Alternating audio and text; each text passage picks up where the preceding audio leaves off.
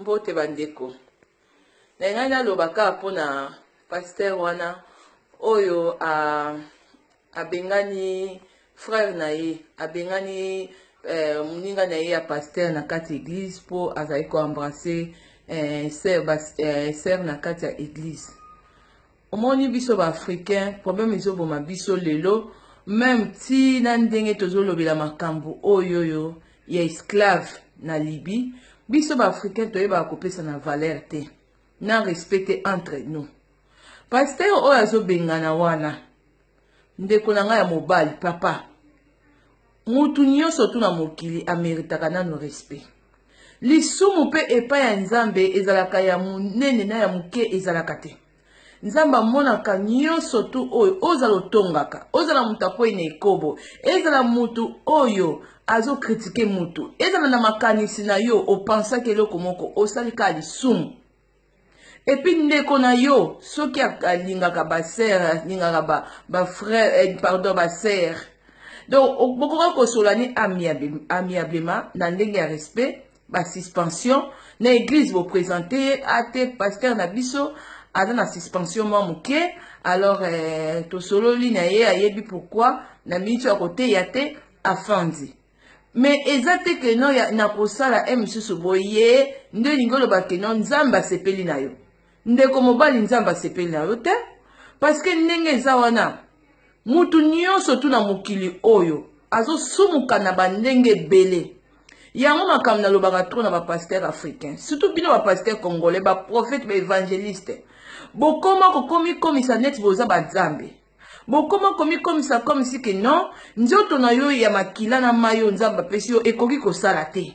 Yango zomona emsu pasteur a mundele azoteya na ye azongi na ndako na zui 20 ameli. Mais bino bozaka soki ozotanga komba Nzambe 20 okomela te. Ozaki mutu emsu ozokomela 20. Ozaki mutu emsu ozomela bière. Ata muke okomela te. Nga nazolo bapon na mela alcool te. Mais misusu ba melaka ngo emsu azoteya. Ye po na ye lisumu eza na kati alcool wana. Ye po na ye ndenge eza wana lisumu eza na kati nzembo moko oyo ya ba musicien na biso soit za ya ba mokili. Parce que ba musicien chrétien belé au mona ye wana za musicien chrétien so ba nzembo Nzambe mais aza na kati ya magie ba gege. Me bandeko na ngai ba africain ba pasteur africain bozo mona ndenge nini sikoyo ba sentiment na bino ezokoma na ndenge hypocrisie. Misusu azobanga azobateya banga batamokili azo ko adorer batamokili. Mais Nzambe azomona emsu azomela bière na ndako na ye. Emsu azodraguer moi ça bat na Facebook. Mais Nzambe azomona yo. Mais azobanga misusu pasteur adjoint na ye to mama pasteur to sœur en Christ église moko amona. Bozo mona ne place bozo suka. Pona nini bozo nga ko vivre comme si boza ba Nzambe. Nzambe aza na part na ye, yo muto mokili oza na part na yo. Alors hypocrisie na kombo Nzambe voilà conséquence dans mon ezala. Mais pasteur yo oyo sali eloko keno, o te na mengani yo na église à partir de loza wana olingo loba nini par là. Que yo oza musantu te, oza mutamasumu oza na ba erreur. Acte au sali wana ngolo bate ate to betelio maboko parce que même Nzamba zalaki na jida pembeni na ye. Ayebisa ye ka jida. Azalaki na pierre pembeni na ye. Azoloba na pierre ko wanga na ngamba na misatu soso kolela. Abengalaki pierre pe yebaki ke pierre akaza traite ko trahir yepe. Ako wanga na ye. Amona ki pe jida. Ayebaki ke jida pe amuta ko teka ye jida za traître. Mais le qui n'a jida te que l'on peut na ngai. Muto yozo bengane peut-être Nzamba omone na ekobo. Mais aza mutu emsu azalaki na ju muso asepe sa ki Nzambe.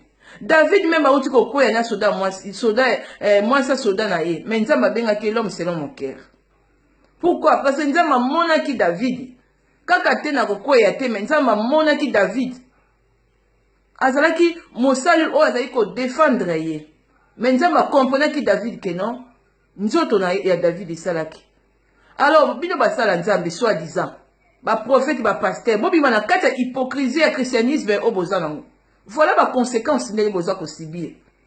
bozo lakisa ba zimi na bino mama pasteur na bino net ke boza bokomi banzambe bokomi ko ba ange bazo fukamela nzambe na likolo ange azosala musala na ye ange aza wana te ke neti yo lati bo neti ngana lati nini boye malili mais nzambe azomona ke non eloko oyo azosenga na biso totambola kati na volonté na ye tosala oyo ezali volonté na ye amour du prochain koyina moninga na yo te kokritike moninga na yo te linga moninga neti omilingaka voye biloko nzambe azosenga soki atrouve yango na mwana na nzambe na azala amelaka biere azala mutu mpenza eke ye abini na ye ndombolo nzambe ake nango wapi nzambe alobi akoboya yo na nyonso tosalelaka ye wana oza correct oza na kati ya verité nzambe alobi akoboya yo parce que omeli vin christianisme na bino eza mabe botala ndenge bizosukila bino bosambela nzambe na hypocrisie bomoni baconséquence yango même mundele asambela nzambe boye te